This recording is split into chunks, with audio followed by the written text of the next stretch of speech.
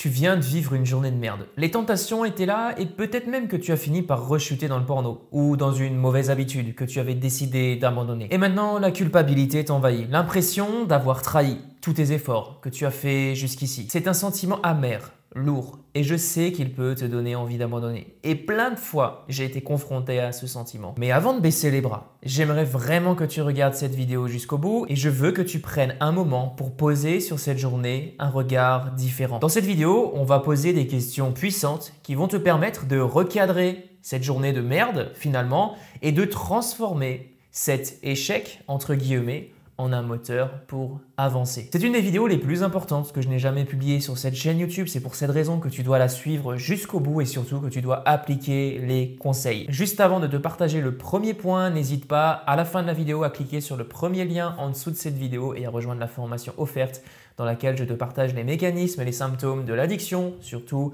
ce qu'il risque de se passer si tu continues à consommer du porno aujourd'hui, si tu ne fais rien pour changer, et je te partage à la fin un plan complet pour sortir de l'addiction. Attaquons-nous dès maintenant à la première question, qu'est-ce que cette journée est en train de m'apprendre? Alors, je me suis un petit peu coupé, repris au début de la vidéo, mais là, on va se poser toi et moi ensemble.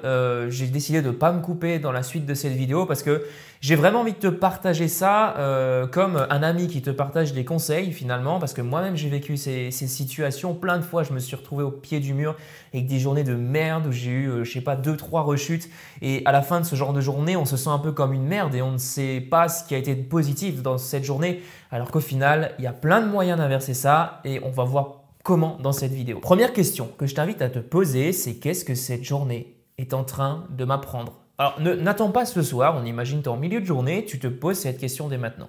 Les échecs, aussi douloureux soient-ils, peu importe le nombre de rechutes que tu as eues, peu importe le type de rechute que tu as eu, eh bien ces échecs sont des révélateurs. Ils montrent des failles, des moments où nos défenses s'abaissent et la question que je t'invite à te poser, c'est qu'est-ce qui aujourd'hui t'a conduit à cette rechute? Peut-être que tu remarques un schéma qui s'est répété depuis un certain temps, une émotion, un moment de la journée, un environnement.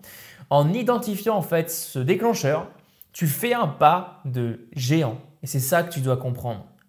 Parce qu'une fois que tu le connais, tu peux mettre en place des stratégies pour y faire face. Soit pour éviter ce déclencheur, soit pour remplacer ce qu'il se passe au moment où ce déclencheur se met en place et pour inverser le processus de la rechute. Rappelle-toi que l'échec, c'est un prof. Il t'apprend des choses, même s'il est brutal, c'est le meilleur apprentissage pour progresser. Ça te remet en face de la réalité. Aujourd'hui, tu es encore faible face à l'addiction et c'est OK, il faut l'accepter. Mais tu peux prendre la décision de progresser petit à petit, échec après échec, en améliorant petit à petit les facteurs déclencheurs et en te libérant au fur et à mesure de l'addiction. Ensuite, la deuxième question que je t'invite à te poser, si je devais expliquer cette journée à quelqu'un en tirant quelque chose de positif, que dirais-je? Imagine que tu parles à un pote, à un ami ou même à une version de toi qui aurait du recul par rapport à la situation. Dans cette journée, il y a peut-être des micro-victoires qui, sur le moment, t'ont échappé. Il y a forcément des micro-victoires. Peut-être que tu as résisté plusieurs fois avant de céder. Peut-être que tu n'as pas cédé dès la première impulsion. Tu as résisté. Tu as mis en place des choses. Tu as testé des outils pour justement ne pas céder à la tentation. Ou peut-être même que tu as essayé de te distraire. C'est une victoire en fait. Reconnaître ces petits efforts, c'est aussi apprendre à voir que l'échec n'est jamais total. Très important à comprendre, il y a toujours des éléments constructifs sur lesquels bâtir. Et en fait, en changeant cette vision, tu vas te concentrer non pas sur la merde qu'il y a eu dans ta journée, parce qu'en te concentrant sur la merde qu'il y a eu dans ta journée, forcément la journée d'après, tu vas de nouveau attirer de la merde, parce que quand on se concentre sur la merde, on ne peut attirer que de la merde. Retiens bien cette phrase. Les pensées mènent aux émotions, les émotions mènent aux actions et les actions mènent aux résultats. Donc si tu as des pensées de merde, tu te focalises sur la merde, tu vas engendrer des émotions de merde, toujours en activant toutes tes émotions qui vont amplifier la merde à laquelle tu penses, qui vont engendrer des actions de merde et qui vont engendrer des résultats de merde. Ça fait beaucoup de merde dans la phrase, désolé pour cette vulgarité, mais c'est une réalité. Donc c'est extrêmement important qu'à partir de maintenant, au lieu de te focaliser sur ce qui ne va pas, là, sur la merde qu'il y a dans ta vie, focalise-toi plutôt sur ce qui va bien.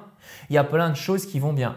Même si ce sont de toutes petites choses, en fait, le fait d'apprendre à apprécier ces petites choses, ça va te focaliser sur le positif et ça va automatiquement attirer le positif. Ça va s'amplifier. La troisième question que je t'invite à te poser. Comment je veux que cette putain de journée se termine? C'est très important, cette question te remet aux commandes. Peut-être qu'au moment où tu regardes cette vidéo, tu es déjà allongé dans ton lit, prêt à laisser cette journée glisser vers l'oubli. Mais attends un instant. Décide de terminer sur une note positive. Tu peux le faire. Si tu regardes cette vidéo, c'est que tu es encore réveillé, la journée n'est pas terminée, donc tu peux le faire. Peut-être que tu peux finir cette journée en écrivant ce que tu ressens, en planifiant comment réagir différemment demain. Il n'est jamais trop tard pour clore la journée de manière constructive. C'est très important que tu le comprennes. Ce n'est pas seulement une question de fin de journée, mais une déclaration de ton intention de te relever, une prise de décision forte, peu importe s'il y aura de nouveau des rechutes, parce que je te le garantis, sur un processus de sevrage, tu vas en rencontrer des rechutes, en veux-tu, en voilà, mais le but, ça va être tout simplement de se relever à chaque fois, d'en tirer des leçons et de les espacer au fur et à mesure. Mais tant que tu ne fais pas ce travail d'introspection et surtout ce travail de te concentrer sur les choses qui vont dans ta vie et surtout de transformer chaque journée en opportunité de grandir malgré les échecs, malgré les difficultés, malheureusement, tu ne pourras pas aller bien loin. Ensuite, quatrième question, c'est une des plus puissantes, c'est à quoi ressemblerait ma vie si je laissais cet échec me définir? J'aimerais que tu prennes un instant, juste tu mets cette vidéo sur pause ou tu le fais après la vidéo, comme tu veux, pour te visualiser. Et si tu décidais que cette rechute, cette journée que tu viens de passer, journée de merde, c'est qui tu es maintenant. En gros, la visualisation que tu as à l'heure actuelle de ta journée, une visualisation très merdique, c'est toi maintenant. Ça fait peur, non? On imagine, tu t'es imaginé plein de choses bien négatives, bien dégueulasses, aux prises de l'addiction, tu n'arrives plus à t'en sortir, ça empire, ça empire, ça empire, c'est une catastrophe dans tes relations, c'est une catastrophe dans ton travail, tu te retrouves sans salaire, je sais pas, peut-être à devoir retourner chez papa, maman, il y a plein de choses que tu peux imaginer. Ça fait extrêmement peur, on est d'accord? Tout simplement parce que c'est pas toi, c'est pas la personne que tu es aujourd'hui. Et si cette pensée te dérange, c'est bien la preuve que tu ne te réduis pas à cette journée difficile. Cet échec ne te définit pas, mais ta réaction face à lui, c'est ça qui va te définir. Et c'est là que tu peux faire toute la différence. Cinquième question, comment je peux transformer cette journée de merde en un point de bascule dans mon parcours? C'est ici que tu choisis d'utiliser cet échec comme un tremplin. Peut-être qu'aujourd'hui, tu réalises que tu as besoin d'une nouvelle méthode pour gérer les tentations. Peut-être que tu as besoin de revoir ton environnement ou ta routine. Une journée de merde peut devenir la fondation d'un changement profond. C'est dans la difficulté que se révèlent les solutions souvent et que naissent les plus grands apprentissages. Et très souvent, même après une rechute, ça peut arriver que justement, on se dit ça y est, je suis retombé, cette fois-ci c'est la dernière.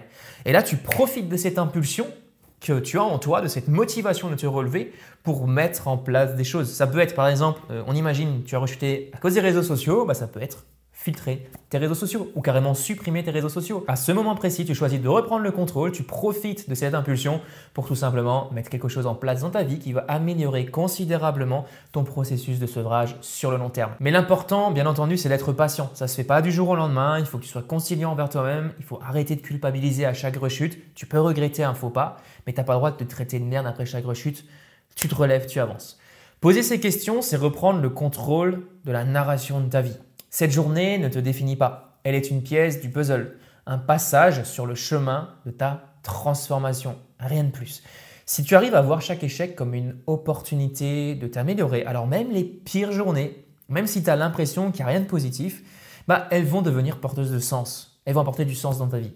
Rappelle-toi que la résilience se construit dans les moments sombres. C'est dans les moments où c'est la merde, où tu as l'impression d'être au fond du trou et que chaque difficulté surmontée est un pas de plus vers la personne que tu veux devenir. Et c'est là où beaucoup d'hommes se trompent, beaucoup d'hommes se disent la difficulté c'est quand je dois gérer une pulsion sexuelle et que bref, je rechute pas. Le moment de la difficulté c'est avant la rechute. Non, le plus gros moment de difficulté c'est souvent après la rechute où beaucoup d'hommes se trompent et ils finissent par se décourager après la rechute ils se laissent aller dans d'autres rechutes tout simplement parce qu'ils se disent bon, de toute façon la journée elle est finie, elle est foutue, j'ai rechuté une fois, je peux rechuter 2 fois, je peux passer plus de temps sur mes vidéos porno tout simplement parce que j'ai déjà rechuté, foutu pour foutu, autant continuer. Sauf que c'est clairement pas la bonne approche et c'est pas comme ça que tu vas progresser. Très rapidement, je te donne quelques conseils pratiques pour terminer. Note chaque soir ce que tu as appris de la journée, très important, c'est un excellent moyen de t'auto-analyser. Deuxièmement, visualise ton objectif final, à quoi ressemble ta vie sans cette addiction. Très important la visualisation, j'en parle beaucoup plus dans l'ensemble de mes programmes. Et enfin, rappelle-toi toujours, troisièmement, tu n'es jamais défini par une seule journée difficile. Tu es bien plus grand que ça, je te le garantis. Merci d'avoir suivi cette vidéo. N'hésite pas à aller sur le premier lien dans la description pour tout simplement accéder à la formation gratuite dans laquelle je parle beaucoup plus en détail des symptômes et des mécanismes de l'addiction. Et à la fin, je te partage une méthode complète pour en sortir. À tout de suite de l'autre côté.